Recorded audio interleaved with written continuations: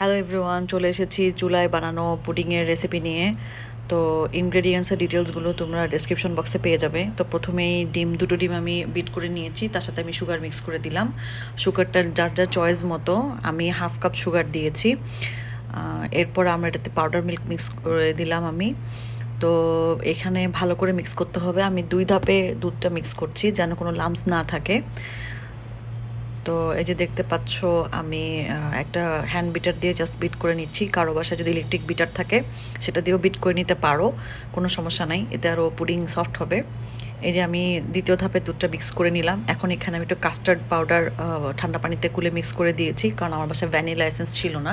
তো এটা দিয়েছি শুধু দুধের গন্ধটা যেন, ডিমের গন্ধটা যেন না লাগে, এই জন্য। এখন আমি ক্যারামেল বানাবো। তো আমি মোল্ডের মধ্যে একটু চিনি নিয়ে নিচ্ছি। চিনি নিয়ে তাকে একটু পানি মিক্স করে এখন এটাকে আমি চুলায় দিব লো টু মিডিয়াম হিটে।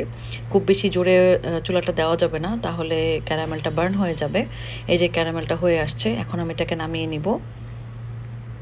এই যে নামানোর পরে এটাকে আমি কিছুক্ষণ রেখে দেবো ঠান্ডা হওয়ার জন্য। ঠান্ডা না হলে এর মিশ্রণটা ঢাললে পুডিংটার মিশ্রণের সাথে ক্যারামেলটা গলে যাবে। এই জন্য এটাকে ঠান্ডা করে বসে সেট করে নিতে হবে। এখন আমি মিশ্রণটা ঢেলে নিলাম। এখন এটাকে ঢাকনা দিয়ে ঢেকে দিব। এরপর একটা পাতিলে একটু পানি নিতে হবে। পানি নিয়ে তার উপর একটা স্ট্যান্ড বসিয়ে তার উপরে মোলটা বসাতে হবে, নাহলে মোলটা পুড়ে যাবে।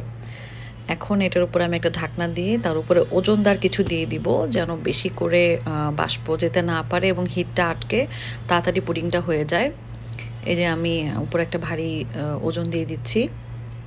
এখন মিডিয়াম আঁচে 20 মিনিট আমাদেরকে অপেক্ষা করতে হবে। যদি কারো দেখো যে পুডিংটা এখনও মাঝখানে সফট আছে, একটা টুথপিক দিয়ে চেক করে, তাহলে আরও 5 মিনিট রাখতে পারো। এখন এটাকে আমি ডিমোল্ড করে নিচ্ছি। একটা প্লেটে করে আমি এটাকে ডিমোল্ড করে নিলাম।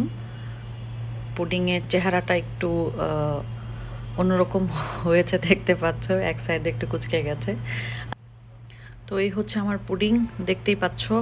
তোমরা বাসায় ট্রাই করে আমাকে জানাবে কেমন হয়েছে।